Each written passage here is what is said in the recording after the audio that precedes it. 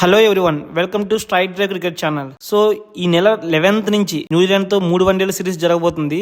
ఈ 2026లో జరగబోతున్న మొట్టమొదటి సిరీస్ ఇది. సో దానికి సంబంధించిన టీంని ఈరోజు బీసీసీఐ రిలీజ్ చేయడం జరిగింది. ఒకసారి మనం ఈ టీం గురించి డిస్కస్ చేసుకునే ముందు, నిన్నటి వరకు సోషల్ మీడియాలో చాలా వార్తలు వినిపిస్తూ వస్తున్నాయి.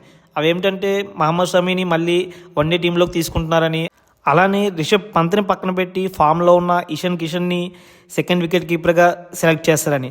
బట్ అలాంటి ట్విస్ట్లు ఏమి జరగలేదు. నాకైతే కొంచెం హోప్ ఉంది మహమ్మద్ షమీని ఎందుకో టీంలోకి తీసుకుంటారని, లాస్ట్ ఛాన్స్ ఇస్తారని. బట్ అతని వైపు కూడా చీఫ్ సెలెక్టర్లు కానీ కోచ్ కానీ వెళ్ళేటట్టు కనిపించట్లేదు. మళ్ళీ బ్యాక్కి వెళ్ళి షమీని టీంలోకి తీసుకొద్దామని. I think Shami played is last match for Team India అని నేను అనుకుంటున్నా. ఎందుకంటే మహమ్మద్ షమీ ఆడింది లాస్ట్ మ్యాచ్ ఎప్పుడు, ఛాంపియన్స్ ట్రోఫీ ఫైనల్లో February-March, అంటే దాదాపుగా 1 year అయిపోతుంది ఇంటర్నేషనల్ మ్యాచ్ ఆడి. సో ఇవన్నీ చూస్తుంటే మహమ్మద్ షమీ మళ్ళీ ఇండియన్ టీంలోకి వచ్చే అవకాశాలు ఏమాత్రం కనిపించడం లేదు. ఇంకోటి గుడ్ న్యూస్ ఏంటంటే టీమిండియాకి మన captain and vice captain Shubman Gill and Shreyas Iyer ఇద్దరు ఇంజరీ వల్ల వన్డే సిరీస్కి దూరంగా ఉన్నారు కదా. సో వాళ్ళిద్దరూ ఇంజరీ నుంచి కోలుకొని మళ్ళీ టీంలోకి రావడం జరిగింది.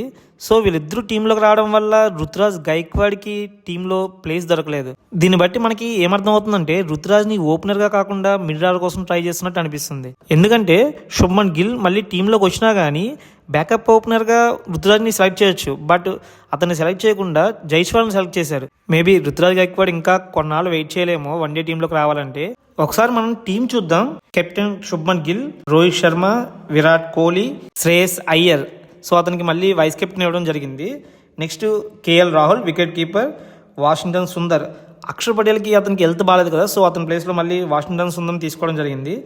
రవీంద్ర జడేజా, మహమ్మద్ సిరాజ్, హర్షిత్ రాణా, ప్రసిద్ధ్ కృష్ణ, కుల్దీప్ యాదవ్, రిషబ్ పంత్, నితీష్ కుమార్ రెడ్డి, హర్షదీప్ సింగ్, బ్యాకప్ ఓపెనర్గా యశస్వి జైస్వాల్.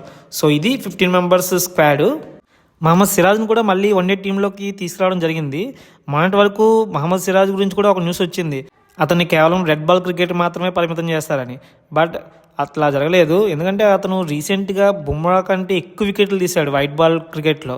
సో అతను కూడా మళ్ళీ బ్యాక్ తీసుకురావడం జరిగింది.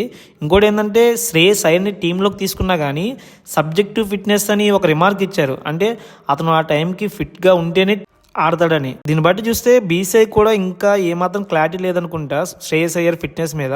అయినా బీసీఐకి ఇప్పుడు అంత అర్జెన్సీ ఎందుకు శ్రేయస్ అయ్యర్ని టీంలోకి తీసుకురావడం?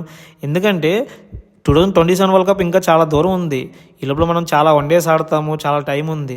సో అతనికి పూర్తిగా కోలుకున్నాకే సెలెక్ట్ చేయొచ్చు కదా. అతను కూడా ఎలాంటి వీడియోలు పోస్ట్ చేయలేదు క్రికెట్ ఆడుతున్నావు కానీ, ప్రాక్టీస్ చేస్తున్నావు కానీ నెట్స్లోని. సో చూద్దాం అతను ఫిట్గా ఉంటాడో లేదనేది ఆ టైంకి. సో ఈ సిరీస్లో కూడా ఎప్పట్లానే రోహిత్ శర్మ, కోహ్లీ పైనే ఉంటాయి అందరి కళ్ళు. ఎందుకంటే వాళ్ళు చాలా మంచి ఫామ్లో ఉన్నారు లాస్ట్ 2 వన్డే సిరీస్ నుంచి కూడా. సో మళ్ళీ అదే ఫామ్ని కంటిన్యూ చేస్తారా లేదా అనేది చూడాలి. సో మీరేమనుకుంటున్నారో కామెంట్ చేయండి.